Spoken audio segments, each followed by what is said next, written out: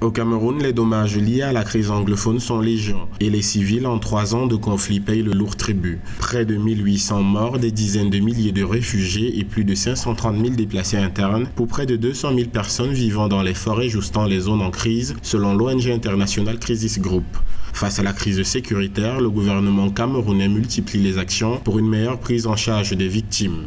Mais cela va sans dire que dans un contexte où les désaccords sont encore extrêmement pointu, il faudrait qu'on s'attende aussi à ce que les interventions économiques s'accompagnent d'un coût sécuritaire extrêmement important. Il faudra évaluer ce qu'il faut payer en termes de sécurité, évaluer les incitations qu'on veut y apporter. Et je pense que ce n'est que dans le cadre d'une action globale, d'une action holistique de cette sorte qu'on peut parvenir à sortir la zone anglophone et de la précarité et de la crise humanitaire et finalement le plonger véritablement vers un développement durable et qui garantit de l'inclusion pour tout le monde.